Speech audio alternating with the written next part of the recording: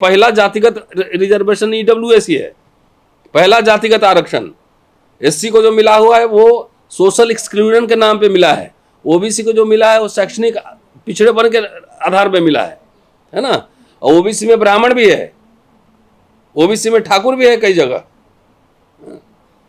तो ये ब्राह्मण समाज को सबसे ज्यादा बर्बाद किया है आरएसएस बीजेपी ने। नेहरू इंदिरा ने तो कलम दिया, प्रोफेसर बनो, सरस्वती इनको प्रतीक दिया, और ये क्या दे रहे हैं, फड़सा। मैं तो बार बार ये कह रहा हूं कि हिंदू विरोधी तो आरएसएस है, बीजेपी है। आजादी के बाद 40 साल में जितने स्कूल कॉलेज यूनिवर्सिटी बने, जितने पब्लिक सेक्टर यूनिट बने, सेल भेल गेल जितना भी बना, जितने यूनिवर्सिटी बने, उसमें सबसे ज्यादा कौन पढ़ा?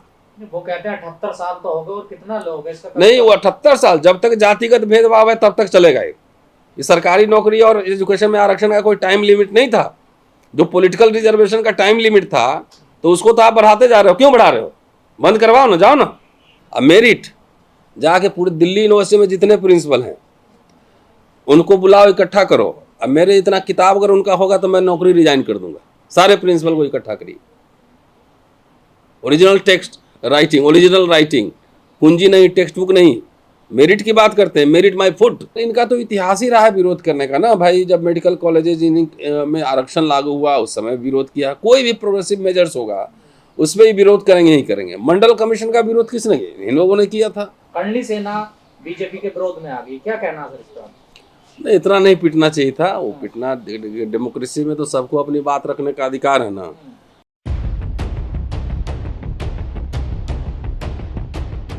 सर, जयपुर में यूजीसी के खिलाफ कर्णली सेना एक बड़ा आंदोलन कर रही थी जिसमें एक बड़ी भीड़ आई हुई थी, लेकिन अचानक परिस्थिति ऐसी बिगड़ी कि पुलिस ने लाठी चार्ज किया वहां पर, और लाठी बहुत भयंकर चार्ज हुआ सर। कर्णली सेना बीजेपी के विरोध में आ गई, क्या कहना सर इसका? नहीं, इतना नहीं पिटना चाहिए था। वो पिटना, डेमोक्रेसी में तो सबको अपनी बात रखने का अधिकार है ना। वैसे कर्णली सेना को चाहिए था कि यूजीसी के जो प्रावधान हैं उसको पढ़ा जाए, उसे विमर्श किया जाए, बातचीत किया जाए, और अपने घर में भी बच्चों को सिखाएं कि जातिगत भेदभाव ना करें। घर प्राथमिक पाठशाला है, पहली पाठशाला है, तो जात पात तो वहीं से लोग सिखाता है ना, किसके साथ उठना है, किसके साथ बैठना है, कौन ऊंचा जात है, कौन छोटा जात है, तो घर में ही माँ बाप ही सिखलाते हैं ना। तो घर में बैठ के सिखलाना चाहिए कि 21वीं सदी है, किसी की तरह भेदभाव नहीं करना है, सब बराबर है, सब समान नागरिक है। लेकिन जब आप उसको सिखाते हैं, जहर आप उसको पिलाते ही हैं जब, तो उगलेगा तो जहर ही उगलेगा ना। तो आईआईटी में, एम्स में, यूनिवर्सिटीज़ में जिस तरह के दमन है, बच्चे सुसाइड कर रहे हैं, सुसाइड कर लेते हैं। पायल तड़वी और रोहित मुमला का तो बड़ा केस है, लेकिन ऐसे बहुत सारे मामले हैं। ये प्रोफेसर सुखदेव थोराट साहब का तो पूरा बाकायदा एम्स पे केस स्टडी है कि किस किस तरह के जातिगत भेदभाव होते हैं। यहाँ यूनिवर्सिटी में नहीं होता है, टीचर के साथ भी होता है, कर्मचारी के साथ भी होता है, छात्रों के साथ भी होता है। तो बहुत सारे लोग बर्दाश्त करके रह जाते हैं, बहुत सारे लोग लड़ते हैं। जब लड़ते हैं तो उसकी कीमत चुकानी पड़ती है। तो इसमें तो एक विमर्श होना चाहिए था कि हम स्वस्थ समाज कैसे बनाएं। ये ना करके आप जा रहे हैं विरोध करने इस तरीके से। ठीक है, विरोध कीजिए, डेमोक्रेसी में सबको हक है विरोध करने का, आप विरोध कीजिए। और इनका तो इतिहास ही रहा है विरोध करने का ना भाई। जब मेडिकल कॉलेजेज में आरक्षण लागू हुआ उस समय विरोध किया। कोई भी प्रोग्रेसिव मेजर्स होगा उसमें ही विरोध करेंगे ही करेंगे। मंडल कमीशन का विरोध किसने किया? इन लोगों ने किया था। यूजीसी एक्ट का उसी तरह से विरोध कर रहे हैं। अर्जुन सिंह जब एकेडमिक इंस्टीट्यूशन में जब रिजर्वेशन लेके आए थे ओबीसी का, तब भी इन्होंने विरोधी किया था।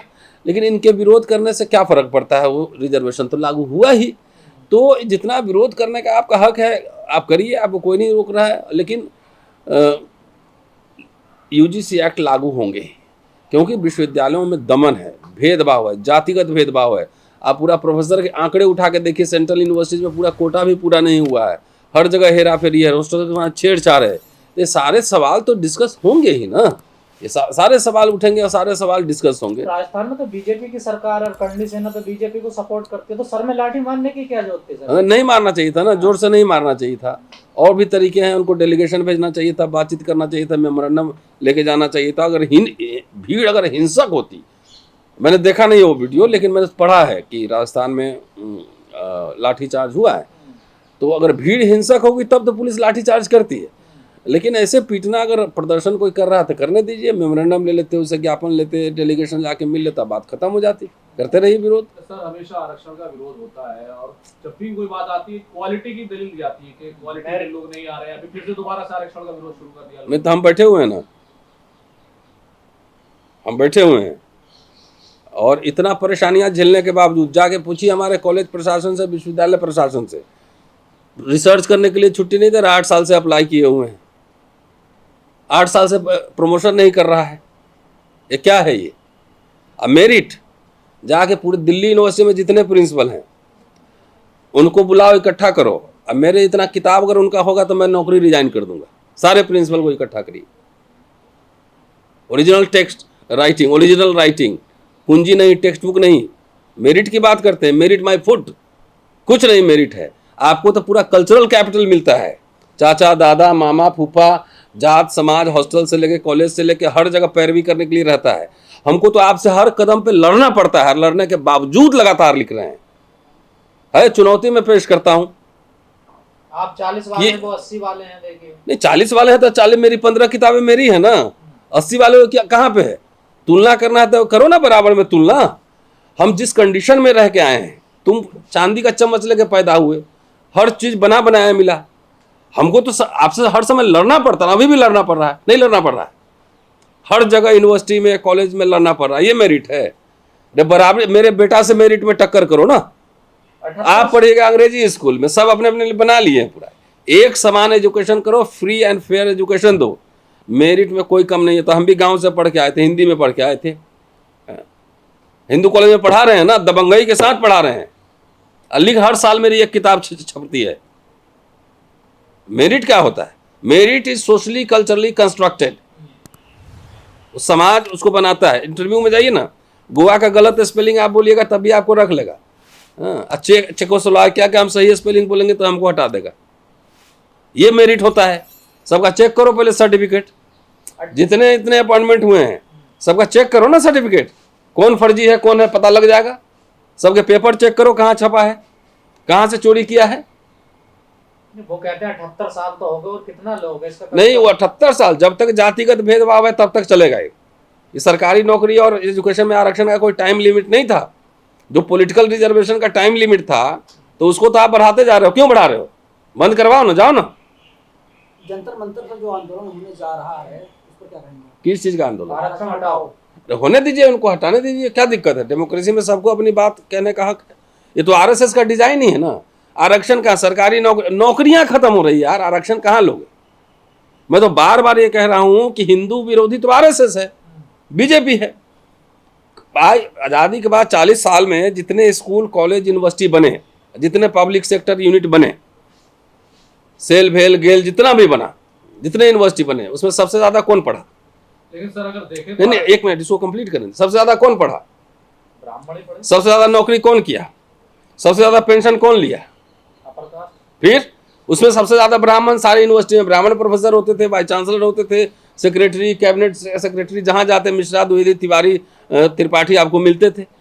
तो नौकरी खत्म हो रही है ना। वो करनी सेना का भी नौकरी जाएगी, या पंडित जी का भी जाएगा। पंडित जी भी आजकल सुलभ इंटरनेशनल में काम कर रहे हैं, पर्ची काट रहे हैं, मजदूरी कर रहे हैं, ईंट ढो रहे हैं, रिक्शा चला रहे हैं। पहले गरीब का बच्चा भी, निर्धन ब्राह्मण का बच्चा भी सरकारी स्कूल कॉलेज यूनिवर्सिटी में पढ़ के आईएएस बन सकता था, प्रोफेसर बन सकता था। अब आरएसएस बीजेपी क्या कर रही? एक भी यूनिवर्सिटी खोला है पहले मुझे बताओ? 12 साल हो गया सरकार चलाते हुए।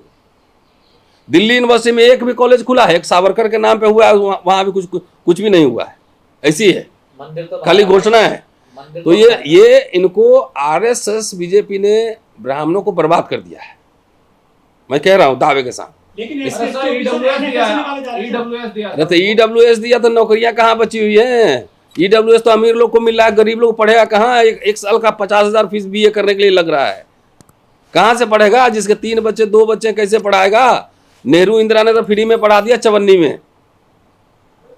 प्राइवेट यूनिवर्सिटी में जाके पढ़ा सकता है, अशोका में 10 लाख फीस है, पढ़ा सकता है। यहाँ कुकुरमुत्ते की तरह पूरे दिल्ली एनसीआर में प्राइवेट यूनिवर्सिटी डब्बे की तरह खुला हुआ है, लाख लाख रुपए फीस है। तो ईडब्ल्यूएस क्या अगर वीकर सेक्शन को नहीं मिल रहा तो सर ये तो फिर तो वो तो है ही, तो हम क्या बोले, वो तो था ही, आरक्षण को धूमिल करने के लिए था। संविधान में कहीं प्रावधान नहीं है, कहीं प्रावधान नहीं। पहला जातिगत रिजर्वेशन ईडब्ल्यूएसी है, पहला जातिगत आरक्षण। एससी को जो मिला हुआ है वो सोशल एक्सक्लूजन के नाम पे मिला है, ओबीसी को जो मिला है वो शैक्षणिक पिछड़ेपन के आधार पे मिला है ना। और ओबीसी में ब्राह्मण भी है, ओबीसी में ठाकुर भी है कई जगह। तो ये ब्राह्मण समाज को सबसे ज्यादा बर्बाद किया है आरएसएस बीजेपी ने। ये नेहरू इंदिरा ने तो कलम दिया, प्रोफेसर बनो, सरस्वती इनको प्रतीक दिया, और ये क्या दे रहे हैं, फड़सा, परशुराम। तो ब्राह्मण समाज को दंगाई बना रहा है आरएसएस। हम तो ब्राह्मण समाज से अपील करते हैं कि सोचो, बुद्धि में बल दो। तुम्हारे स्कूल, कॉलेज, यूनिवर्सिटी सब बंद हो रहे हैं, 90,000 स्कूल बंद हो गया, कॉलेज की हालत खराब है। मोदी को माई बाप बताने वाले ब्राह्मण समाज के लोग अब मोदी खिलाफ बोल रहे हैं। तो बोल भैया, ऐसा है ना, धार्मिक उन्माद जो है ना, पेट नहीं भरता है लोगों का, मन में गुदगुदी तो आ जाएगा। जैसे हमारे कई दलित लोग कहते हैं कि ब्राह्मण को यूरेशिया भेजो, इससे गुदगुदी लगता है खाली। एक गांव से एक ब्राह्मण नहीं निकाल सकते हो। उसी तरह आरएसएस कहता है मुसलमान को पाकिस्तान भेजो, इससे गुदगुदी लग सकता है, लेकिन रियल में कुछ नहीं है। 15 साल बाद शिक्षा, नौकरी, रोजगार चाहिए। वो कहते हैं कि जो आईएएस है, डीएम, एसडीएम है, मंत्री, उनके बेटे को क्यों आरक्षण मिले, वो तो ऊंची ओहदे पर चले गए हैं। तो ऊंचे ओहदे पर भेदभाव नहीं होता है। राष्ट्रपति को मंदिर में घुसने दिया था कोविंद को, बताओ ना। ये भेदभाव का रिश्ता जाति से है। आईएएस के साथ भेदभाव नहीं होता है। वो पुनीत सुसाइड किया था चंडीगढ़ में, ट्रांसफर पोस्टिंग में भेदभाव नहीं होता है। मेरे साथ भेदभाव नहीं होता है, ये बताओ ना भाई। मैं तो एग्जाम्पल बैठा हुआ हूं। तो कुछ बन जाने से ऐसा नहीं कि भेदभाव, भेदभाव तो हर जगह रहता है। कह रहे हैं कि नाकाबिल होते हैं ये जो कैटेगरी से चुने जाते हैं। उसका जवाब हम दे चुके हैं। खुद नाकाबिल लोग है ना, खुद नाकाबिल लोग है जो दूसरे को नाकाबिल कह रहा है। मेरे जगह रह के मेरी परिस्थितियां झेलो। तुम्हारे साथ ही उतना दमन करते हैं, भेदभाव करते हैं, है ना, सताते हैं, उसके बाद पढ़ के दिखाओ मुझे। तो एनएफएस कर देते हैं एससी एसटी ओबीसी। तब सर एक बड़ी बात है कि लोग कहते हैं कि अगर कोई दलित है, पिछड़ा आदिवासी अगर अमीर है तो ब्राह्मण समाज के लोग बहुत जल्दी जो है उसको दामाद बना लेते हैं अपना, और तमाम ऐसे। ये शादी ब्याह किसी का निजी मामला है, उसमें मैं क्या कह सकता हूँ। आप एडल्ट हैं। मैं उस चक्कर में, जिसको जहाँ शादी ब्याह करना है करो। मैं कौन होता हूँ पुलिसिंग करने वाला? कौन? आरक्षण या फिर जातिवाद? नहीं, वो नहीं कह रहा भाई। एलीट का तो अपना एक तबका होता है ना। अब किसी का निजी मामला है, शादी ब्याह, जिसको जो दो एडल्ट जिसको मर्जी है। ये आरएसएस का ही लाइन है, ये बजरंग दल का ही लाइन है कि इसी में शादी होना चाहिए। क्यों? जाति धर्म का बंधन टूटे, बेहतर है। राष्ट्रगान की तरह वंदे मातरम को भी लाया गया है कि अगर कोई उल्लंघन करता है दोनों तो बराबर सजा है है। सर। और इनके पास डिलीवर करने के लिए कुछ भी नहीं है, इसीलिए खाली प्रतीकों की राजनीति करते हैं। हम सवाल उलट के पूछना चाह रहे हैं, दिल्ली विश्वविद्यालय में 12 साल में कितने कॉलेज खोले? बताओ। तुमने कितने 2 करोड़ रोजगार का वादा किया था ना, कितने रोजगार दिए बताओ? अटल बिहारी वाजपेयी ने पेंशन खत्म कर दिया, न्यू पेंशन लाया, तुम ओल्ड पेंशन क्यों नहीं रिस्टोर किए? हम ये सवाल पूछना चाहते हैं। आप प्रतीक, राष्ट्रगान, राष्ट्रगीत, इसमें लोगों को फंसाए हुए हैं। हर समय पाकिस्तान दिखा देते हैं। आपके पूरे दुनिया भर से आपके रिश्ते, श्रीलंका से भी आपके रिश्ते ठीक नहीं है, बांग्लादेश से ठीक नहीं, नेपाल, उससे भी आपके रिश्ते ठीक नहीं है। क्यों? रियल मुद्दे पे आओ। महंगाई है, भ्रष्टाचार है, चोरी है, चंदा चोरी है, राम के नाम पे चोरी कर ली है, सब देखा दुनिया। इस पे बहस करो ना। तो ये नई बहस छेड़ने के पीछे की मंशा क्या है? मनसा के भटकाना, अरे यार परेशान करना या फिर परेशान करना, भटकाना। रियल मुद्दों से राम मंदिर पे बात मत करो। अब चलो वंदे मातरम पे करते हैं। सर आपकी पार्टी लगातार कह रही है कि राहुल गांधी लगातार आवाज उठा रहे हैं कि अमित शाह को इस्तीफा देना होगा और संसद भी नहीं चल पा रहा है। तो आपको क्या लग रहा है, अमित शाह का इस्तीफा हो पाएगा? क्योंकि शिक्षा मंत्री का तो इस्तीफा हो गया है, तो अमित शाह के खिलाफ भी कैंपेन देश भर में सर चल रहा है। नहीं चलना चाहिए, इस्तीफा देना चाहिए। क्योंकि जिस तरह से क्रिमिनलिटी हुई है जंतर मंतर पर, वो किसके आदेश पे हुई है? किसके पास पुलिस है? पैलेट गन चले हैं, लड़कियों के साथ अभद्रता हुई है, माँ कपड़े फाड़े गए हैं, मारपीट किए गए हैं। या किसी सिविलाइज सोसाइटी में होता है ऐसा?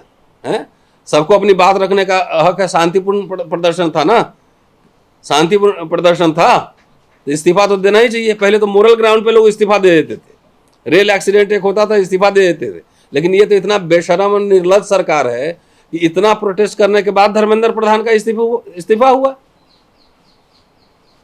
है ना। तो ये सवाल है, एकदम इस्तीफा देना चाहिए। सर नितिन गडकरी के इस्तीफे की भी मांग की जा रही है और जो लोग अमित शाह और नितिन गडकरी के खिलाफ आवाज उठा रहे हैं उनका इंस्टाग्राम और फेसबुक पेज बंद किया जा रहा है। अरविंद केजरीवाल का भी पेज यही कायर सरकार की निशानी है।